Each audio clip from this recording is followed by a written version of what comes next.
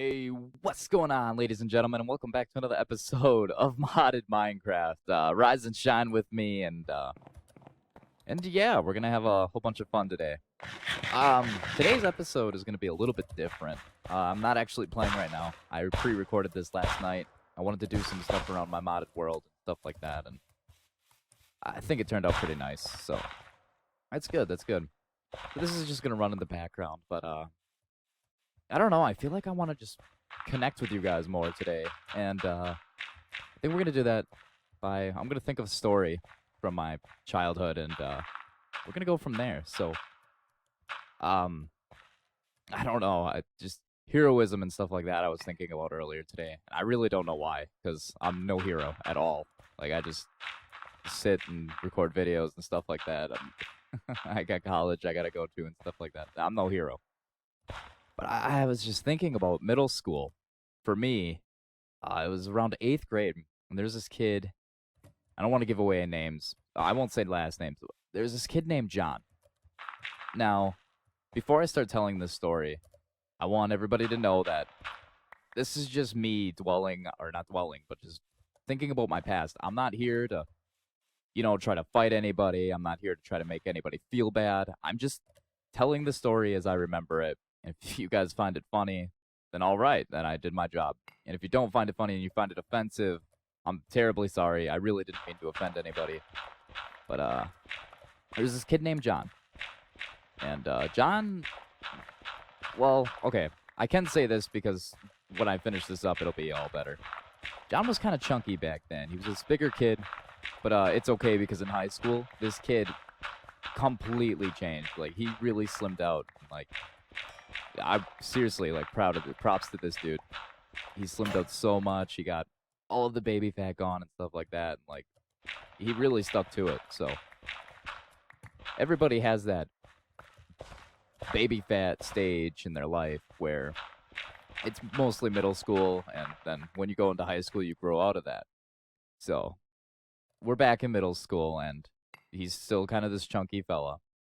And I've been friends with John for such a pretty long time. I moved to this school back in 2nd grade, and him and I seemed to click right away.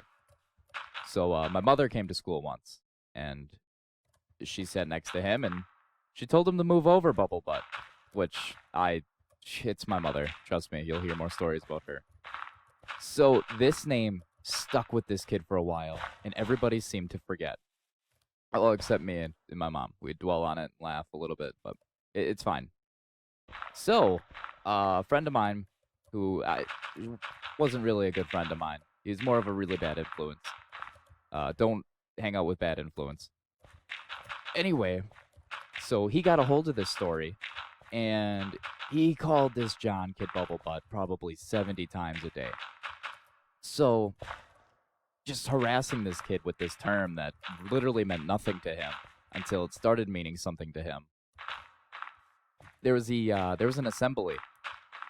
So if you don't know already, I went to school with Racing Turtles, and he could probably tell you this story too. We're all sitting here watching. It was some Pepsi sponsored thing, something about bullying and stuff like that. And we watched the Ant Bully or something like that. That weird movie that I don't even think Disney made. And this Riley kid just kept pushing. Just kept bubble butt, bubble butt, bubble butt. Just kept saying it to this kid, this poor kid who just wanted nothing to do with him at all. So honestly, it got to the point where Riley started pushing him around a little bit, just not pushing, but little jabs towards him and stuff like that. And he wouldn't stop. And I'm sitting there starting to think, okay, this isn't really funny anymore. What the heck? Everybody's looking at this kid what is wrong with him? So it gets to the end of the assembly, and everything's wrapping up, and everything's going good. We're all talking, we're all laughing. And I turn around, and I see this John kid. And he is about as red as the color red can get. He is just so ticked off by this. And, it's all going to his head. You can see it. It's just building inside of him. So we're getting to the end, and this Riley kid likes to wear these huge basketball shorts that look like almost capris on him. That was just what was cool, I guess. So as he's turns around and he says bubble butt to this John kid one last time. This John just winds up and with both hands just shoves this kid down at least 13 bleacher steps. And he is rolling and cartwheeling all the way down. This Riley kid is just all over. He comes to school the next day with a goosebump on his leg and stuff like that. And after I just saw this huge kid fly down these bleachers so fast, I turned and I looked at this John, who is now normal colored. He's pale like me. I have orange hair, so I mean it's fitting. And this kid just has the most accomplished look on his face, like eyes wide open, like he can't believe he just did that. And everybody else is just staring at this kid, except for the teachers and the principal, who knew where they were at the time. But oh my lord, this kid's face. And he just looks at me, because I'm sitting right next to Riley, which was an awful choice yet again. And I'm sitting at him, looking at him wide-eyed. He's looking at me wide-eyed, and I'm just like, did that little slow clap, but not really like hey, I'm being an asshole slow clap. It was, hey man, wow, holy crap. You just shoved this huge kid.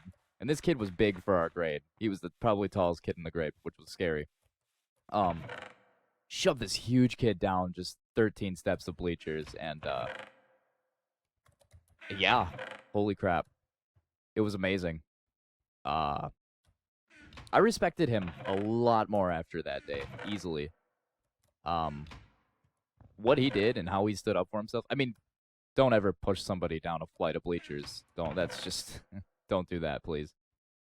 But dang, that must have felt nice. And I was just thinking back to it, just watching his face in slow motion as he flew down these steps, not realizing what just happened to him. Like, completely took him by shock. And he just sat there at the bottom of them, stared up at all of us. And the whole grade was there. It was awesome. Probably the best sign of justice I've ever seen before. Middle school and elementary school. I was this, I wouldn't say scrawny. I wasn't tall. I was just really skinny. I had a nice metabolism, and I never got bigger. Like, now I'm sitting here and I'm a little bit, like, I'm not chunky, don't get me wrong. Very, very well and fit. But yeah, I was just this skinny kid that was always hanging around and stuff, and I would just get into trouble. See, the way I looked at it was I had orange hair, and it's never the orange-headed kid who screws up or does something wrong, so I could use that to my advantage for almost anything. Like, that's not me. But man, there's just the people I hung out with. Here's another Riley story. So, we're messing around in the hallway, and I believe my younger cousin was with us for some reason in the hallway, which is fine. And our school had skylights put in, so you could see almost right through the ceiling in some spots, but they were so cloudy, I don't think they were ever cleaned, or it was just the texture of the glass that it was made with. They had these huge skylights, and we were messing around, throwing glue sticks at each other, seeing if we could get them to stick in that. And the special ed teacher comes around the corner as Riley whips his glue stick super hard up at the skylight, and the thing sticks. It sticks in the middle of the skylight. Like, there's just this glue stick hanging from it. And it was pretty cool. I was impressed. I was honestly really impressed. So we see this teacher come around the corner. So we book it. And I just remember as I'm running, laughing and squealing my head off, and that the teacher's like, "You boys get back here!" And of course, no, I'm not gonna come back there. So I'm just running. I'm laughing even more. So this Riley kid ends up getting caught, and he's got to go down to the office, and he's got to sit down and reflect on what he did. And our principal's gonna wait for him in a little bit, and I'm just sitting in the classroom and that. So I remember we were messing around with colored pencils. We were coloring in 8th grade social studies class, these maps and stuff like that, and I cut my arm, and I don't remember how. So I had to end up going down to the office anyway, where I see Riley sitting there right at the entrance. So I'm sitting there talking to him while this nurse is digging around in her desk trying to find Band-Aids, which I don't think there was any.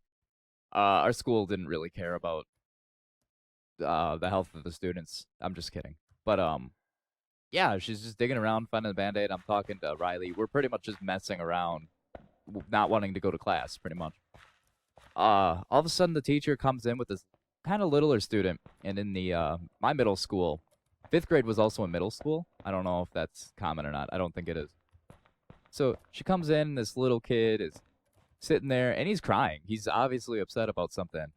And Riley and I are just looking at this kid like, what is this kid's problem? Like, what the hell? All of a sudden, I see this purple just kind of glob in his hair and stuff like that. So what had happened is they were all standing in line going down the 8th grade hallway, and this glue stick fell from the skylight after baking in the sun what seemed to be 20 minutes. So this just glob of purple goo just rains down from the skylight and hits this kid all over the top of his head. So he's just got this huge purple hardening blob in his hair. Now, if any of you have ever had gum in your hair, you'd know this is serious. Like, you gotta almost cut this out. So me, sitting there, leaning against the office desk, waiting for my Band-Aid, is just wide-eyed once again. Like, I can't believe this just happened. It's crazy. And this little kid is just crying and crying, and he's muttering something underneath his tears and something like that. And Riley is just laughing. He's like, oh my god, I can't believe that actually hit somebody. Like, what is this? And just laughing. This little kid's just crying. And oh my lord, just the sheer luck of that thing fell when a 5th grade class was going by just still amazes me to this day. And how that purple glob stayed up there for 20 minutes, just baking in the sun. And, yeah, just a lot of stupid stuff from my childhood. I'll get Racing Turtles to do one of these with me, and we'll tell you some funny stories about just middle school and high school alone. High school ones are a little bit more mature, though. I really wasn't the best of students. I'm smart. I'm smart as hell, but I just didn't care about middle school and the beginning of high school. It was towards the end where I started kicking it into gear, and now I'm in college and stuff like that, and everything's good. But just the dumb stuff we would do in middle school. And I don't know why I'm reflecting it now in a modded Minecraft video, but I just thought you guys needed to know that. And yeah, so why don't we get back into the video a little bit? I'll kind of explain what I've been doing. I've been trying to add the pathway into this to this area a little bit more, and trying to make a more cityscape feel. This is going to be the main drag right here, which I'm working on, I believe.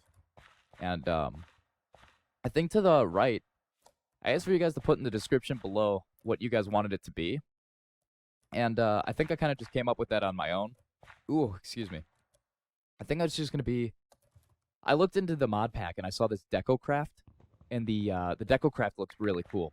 It's got, like, washers and dryers and things like that. I don't know if you can use any of them, but it's obvious something I like. I love decoration and stuff like that, so you know I'm going to be using it.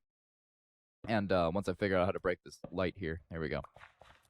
I kind of want it to be a KrewCraft store, so I'll show you that in the next video on what this final product looks like, and we'll start adding KrewCraft stuff into it. But, yeah, I think it looks nice. Oh, I am gonna go inside. Cool. So it's gonna be 2 stories. I'm gonna have kind of like a studio up top, and that little part that comes out with the first initial glass thing will be there. And that's fine. I really want my player... I was telling the story, I wasn't really watching or paying attention. And I'm kind of watching along with you guys. This axe is really cool, and I didn't realize that it has, like, a superpower with it. It chops down trees instantly, as long as the logs are touching each other.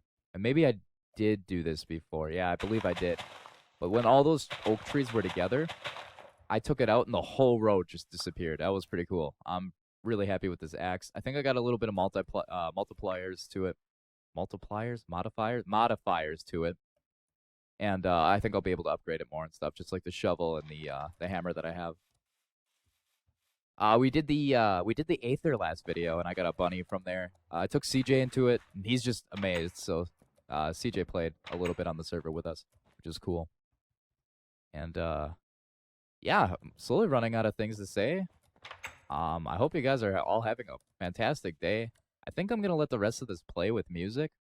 So this is technically the end of the video. If you want to keep watching exactly what I keep doing and stuff like that, I'm pretty sure I do a good amount of building still.